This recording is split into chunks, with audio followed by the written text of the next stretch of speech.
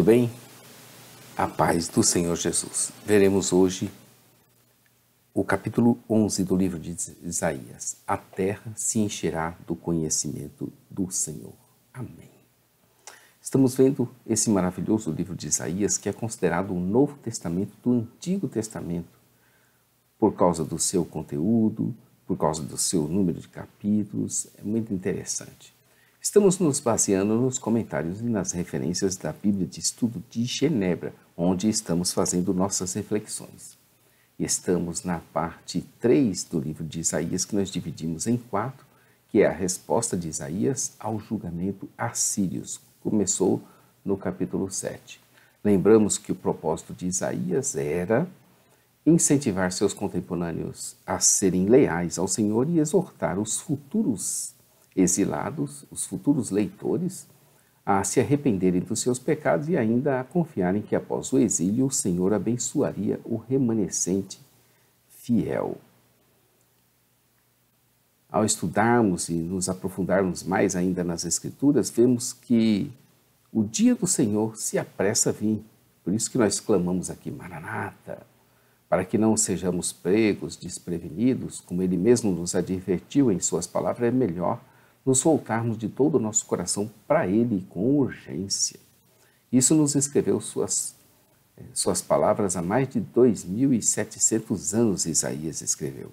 Hein? Há mais de 2.700 anos. E como ela é atualíssima, como temos a oportunidade de observar.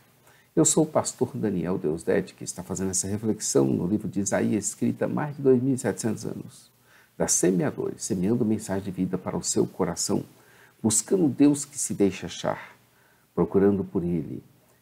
Aqui nós estamos adorando ao Senhor que fez os céus e a terra e tudo que neles há. Fez você, fez eu e estamos juntos nessa caminhada até a volta de Jesus Cristo.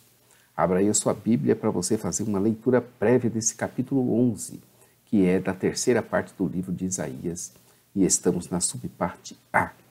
A época correspondente é entre 740 e 686 a.C., que se encontra bem detalhada lá em 2 Reis, no capítulo 15, do capítulo 15 ao 20, envolvendo os públicos de Israel e de Judá. Como já dissemos, Isaías revelou o envolvimento de Deus nos acontecimentos em torno da coalizão sírio-israelita contra a Síria.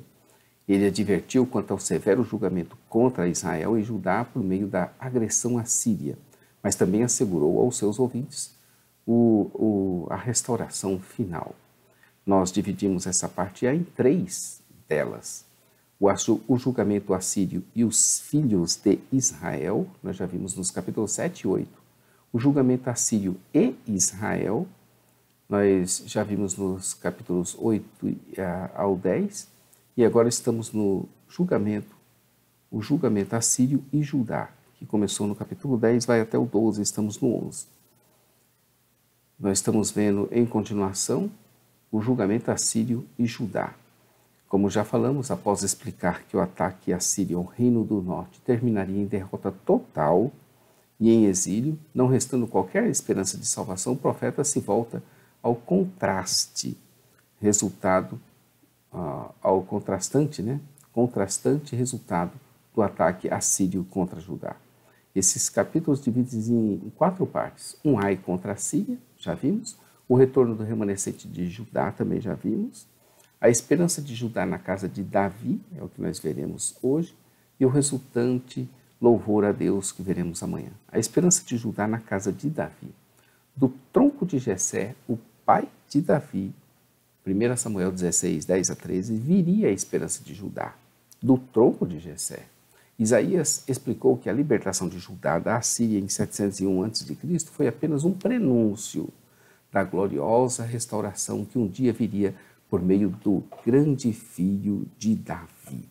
É sempre assim que acontece e fica claro à medida que estudamos a história e contemplamos os grandes livramentos de Deus a favor do seu povo fiel.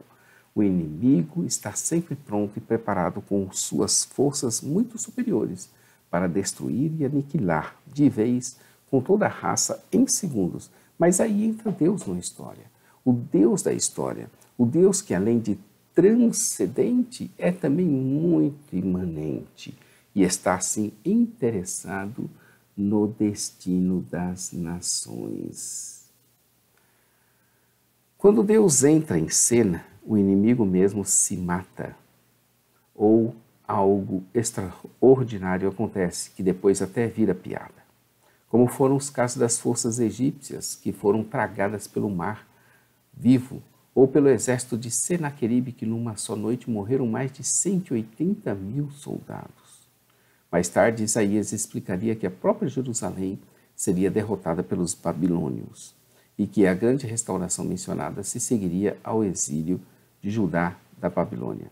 Aqui é Deus exercendo o juízo sobre os seus fins, a fim de corrigi-los dos erros e da teimosia dos seus corações. As agressões assírio e babilônica deixariam apenas um tronco da família de Davi. Os privilegiados filhos de Davi são comparados aqui com a Síria, uma árvore que fora derrubada. Apesar do julgamento sobre a casa de Judá e sobre a casa de Davi, o Senhor levantaria uma nova liderança da dinastia de Davi. O Novo Testamento ensina que essa esperança foi cumprida em Jesus Cristo. O Espírito Santo esteve de maneira poderosa sobre os crentes, especialmente sobre os seus líderes do Antigo Testamento. Exemplos: Moisés, os anciãos, Josué, os juízes, os reis, os profetas. Em todos eles repousaram o Espírito do Senhor. Sobre este repousariam 7 Espíritos de Deus: o Espírito do Senhor, o Espírito da sabedoria, o Espírito do entendimento, o Espírito do conselho, o Espírito da fortaleza, do conhecimento e o Espírito do temor ao Senhor. O Espírito do Senhor, aquele que estabeleceu o reino de Deus e todas as demais coisas, também fortaleceria o grande filho de Davi quando ele estabelecesse o estágio final do reino de Deus. O Espírito de sabedoria.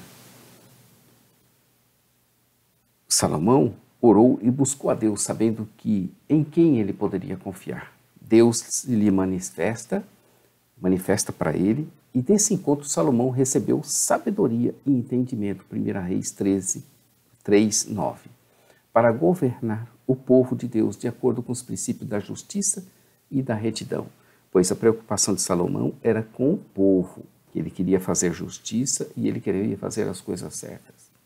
O espírito de entendimento, capacidade de assimilação das coisas de forma a compreender a ligação entre os fatos e a vontade soberana do Criador, visão e prudência que emanam da sabedoria divina.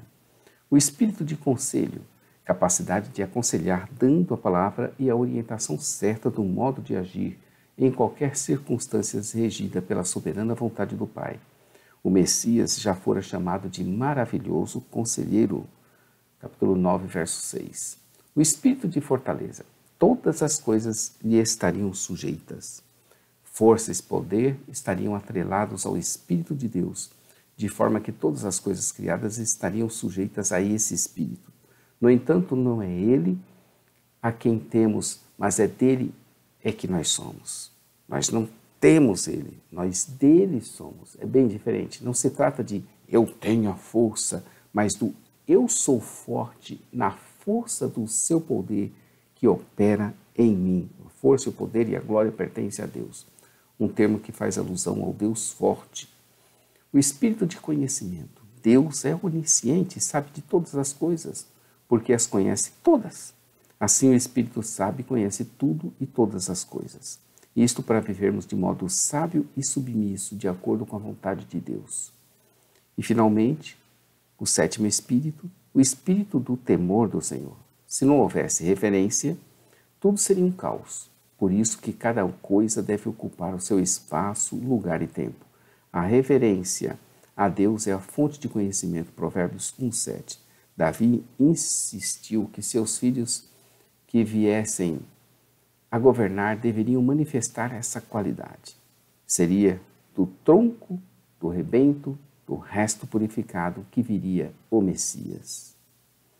E ele viria com os 7 Espíritos de Deus para, entre outras coisas, fazer justiça e juízo na terra.